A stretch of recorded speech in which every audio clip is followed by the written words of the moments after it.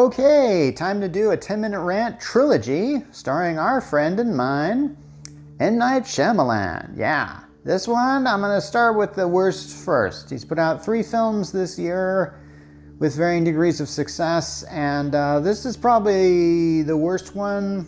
Still pretty good though. Yeah. And it's called Trap. Yeah, if you're not familiar with the premise of this film, it's actually kind of interesting. Basically, this starts out with a father is taking his daughter to see a concert at this very packed stadium. And it seems pretty normal for the first 5 minutes. Yeah, he seems nice at first.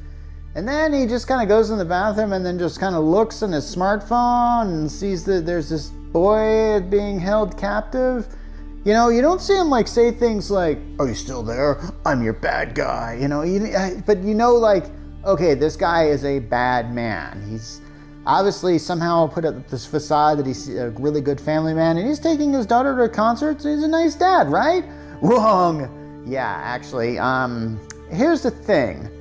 This film doesn't really delve into much of the deeper complexities of this character. But what it does show is how this guy can mask himself and how this guy can live this double life and, for the most part, succeed at it. And while he's at this concert, he starts to realize that there are way more cops and security people at this concert than really should be. Now, from there, he manipulates, like he goes up to he tries to buy a t-shirt for his daughter, and he's asking all these questions to this guy, and he's all like, "Hey, what's going on?" It's like, and this guy says like, "Oh my gosh, yeah, there's you ever heard of this guy called the Butcher?" And yeah, I hate the fact that this killer that everyone's going for is simply called the Butcher. I mean, seriously, you couldn't come up with another name? I mean, they're in Philadelphia. Call him the Philadelphia Butcher. Or was there actually a Philadelphia Butcher? I don't know. But just call him something a bit better than the Butcher. Okay? Because it's like, does he cut up his corpses? Because that's never really discussed. He's just called the Butcher. And yeah, I know I'm spending way too much time on this. But hey, this film spends a lot of time in this stadium. And so yeah, he's going around. I think he steals like a police microphone. Like he goes in, he learns who's in charge, starts listening up. So he's trying to figure out a way that he can get out of this stadium without going through too much security. And he figures it out. And yeah, I'm going to get into some spoilers here for this film, but not too many. I want to talk about the lead in this film, Josh Hartnett. That was an actor's name I really hadn't heard of in a while. This guy was pretty big, like in the early 2000s. Remember when Pearl Harbor came out? He was opposite Ben Affleck in this film.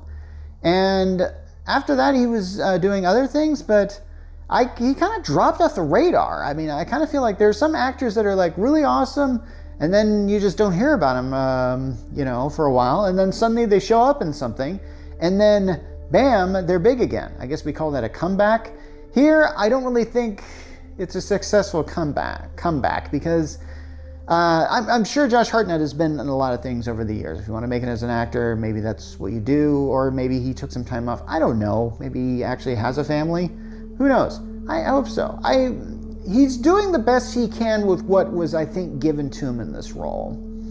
And unfortunately, some of his lines that he delivers are done really sarcastically.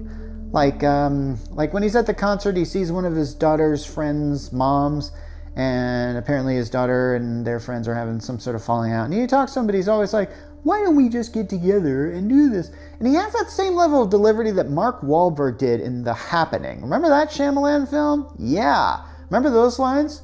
What? No. Remember how he would deliver those lines just with this like weird sort of like, no human being really talks like this, but apparently Shyamalan's world, they do. So apparently, yeah, this main character in this film does talk like that. It's a bit off-putting, but I think I see what they're going for. The fact that this guy's really tries to be a nice guy and has this sort of, thing going on. So this concert, which is Lady Raven, and Lady Raven is played by Shyamalan's daughter. Hello, little nepotiz. Yeah, that's not the only nepotiz that's going to go on in these Shyamalan reviews, but I'm going to get to that in the next one. And so basically this guy manipulates the security guard to make sure his daughter is up there with Lady Raven while they're doing a song and dance number. Yeah, and the security guard is played by M. Night Shyamalan because he always appears in his films in some cameo, just like Alfred Hitchcock, who he's trying to emulate. You get where I'm going with this. So from that point, since Lady Raven sort of is going to escort them out of the concert, and he feels like, oh, I've got a free ticket. Now, at some point in time, I don't know why, I actually think this is justified. Oh my gosh, I forgot to even mention this.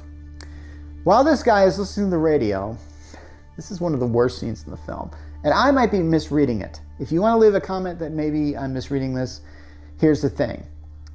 One of, I think, the biggest plot holes in this film is that how do the police know that the butcher is even at this concert to begin with? For some reason, they just know.